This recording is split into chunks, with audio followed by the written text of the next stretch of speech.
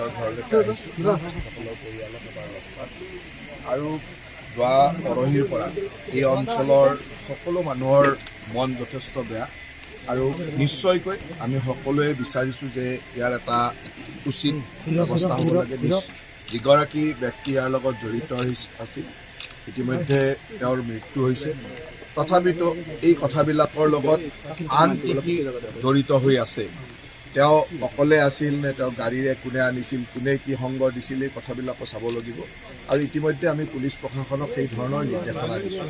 তাৰ লগে লগে লাভ জেহাদৰ দৰে এই দুৰাৰোগ্য যি সামাজিক ব্যাধি ইয়াক সম্পূৰ্ণ নিৰ্মূল কৰিব লাগিব আৰু তাৰ কাৰণে আমি চৰকাৰখনে যিমান কঠোৰ হ'বলৈ প্ৰস্তুত আছোঁ। মুখ্যমন্ত্ৰী ডাঙৰীয়াই সেই ধৰণৰ নিৰ্দেশনা আগতেও দিছে আৰু মুখ্যমন্ত্ৰী ডাঙৰীয়াই যোৱা বিধানসভাত আমি UCC আইন আনিছোঁ, তাৰ আগতেও লাভ জেহাদৰ ওপৰত আমাৰ আইন আছিলে। গতিকে এই ধৰণে আমি অসমত যিটো ভৱিষ্যতৰ দিনত শংকা বা এই ধৰণৰ যিটো দুৰাৰোগ্য ব্যাধি ইয়াক কেনেকৈ নিৰ্মূল কৰিব পাৰোঁ তাৰ কাৰণে আমি সদায় প্ৰচেষ্টা কৰি আছোঁ।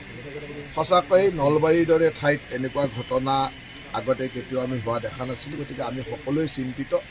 কিন্তু ইয়াৰ লগত গোটেই কথাখিনি আমি তদন্ত কৰি চাই ভৱিষ্যতে যাতে এনেকুৱা ঘটনা হ'ব নোৱাৰে তাৰ কাৰণে আমি যথেষ্ট সচেতন। বাৰে বাৰে হিন্দু যুৱতীসকলক টাৰ্গেট কৰা হয়, লাভ জেহাদত পেলাই লোৱা হয়, মানুহ হত্যা কৰা হয়, এই ঘটনাবিলাক আমি গোটেই অসমতে ক্ৰমাগতভাৱে বঢ়া দেখিছোঁ আৰু এইকাৰণেই আমি চৰকাৰীভাৱে এই আইন ইত্যাদি বা UCCৰ কথাবিলাক কোৱা হৈছে।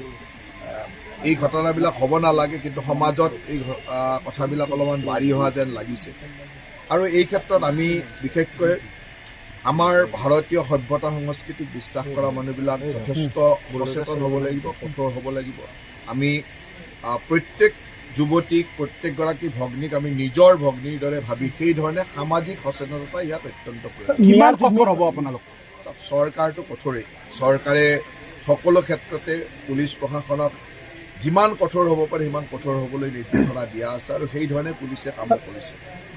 মই ভাবোঁ যে সামাজিক দায়বদ্ধতা আৰু প্ৰয়োজন আছে আৰু সামাজিকভাৱে আমি সকলোৱে এই সচেতনতাৰ প্ৰয়োজন। ভুক্তভোগী যুৱতীগৰাকীৰ যিহেতু আপুনি খবৰ ল'বলৈ গৈছে, স্বাস্থ্য কেনে আছে বৰ্তমান, কেনে স্বাস্থ্যৰ অৱস্থা? যোৱাকালি মই যেতিয়া গৈছিলোঁ তেতিয়া যথেষ্ট আগতকৈ ডেভেলপ কৰিছিল।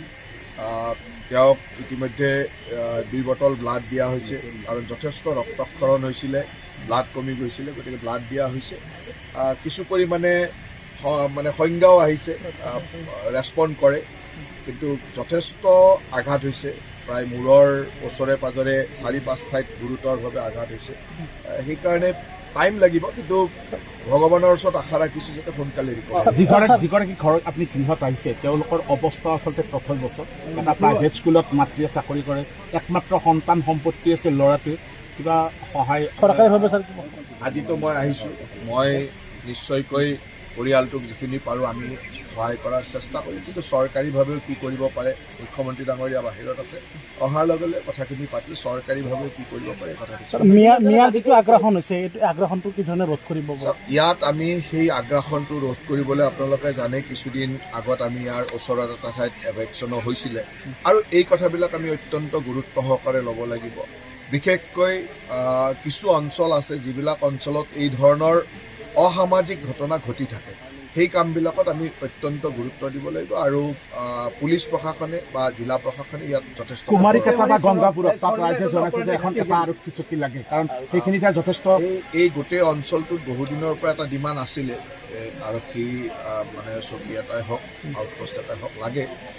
সেই কথাবিলাক আমি চাব লাগিব সময়ত কি ধৰণে হয়, কিন্তু যিবিলাক অঞ্চলত এই ধৰণৰ ঘটনাৰ সূত্ৰপাতবিলাক বা তাত বিভিন্ন ধৰণৰ চিন্তা কৰা যায় যে ইয়াৰ পৰাই এই কথাবিলাক আহে, সেই ঠাইবিলাকত আমি যথেষ্ট কঠোৰ নিৰীক্ষণ ৰাখিব লাগিব।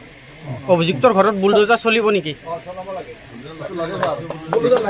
কথাবিলাক চৰকাৰীভাৱে তেনেকুৱা কথা নহয়, কথাটো এইটোৱে যে সকলোৱে বিচাৰিছে ইয়াৰ এটা ভৱিষ্যতে নহ'বৰ কাৰণে যি ধৰণৰ কাম কৰিব লাগে সেইখিনি কৰিব লাগে। গতিকে আমি সদায় ৰাইজক এটাই আহ্বান জনাম যে ৰাইজ অত্যন্ত সচেতন হোৱাৰ প্ৰয়োজন, কাৰণ এই সময়টো ক্ৰমাগতভাৱে আমাৰ কাৰণে এটা উদ্বিগ্নৰ সময়। গতিকে আমি সকলো ৰাইজ সচেতন হ'ব লাগে যাতে এইবিলাক ঘটনা ভৱিষ্যতে অসমত ঘটে। আগ্ৰাসনটো যথেষ্ট বৃদ্ধি পাইছে, সেইটোৱে ৰাইজ সচেতন হ'লে ইয়াক কমাই আনিব পৰা যাব। চৰকাৰ সদায় কঠোৰ, কেৱল ৰাইজৰ সচেতনতাৰ এটা প্ৰয়োজন আছে। ঠিক আছে যিকোনো খবৰৰ বাবে যোগাযোগ কৰক আমাৰ এই নম্বৰত 9181 307 2221।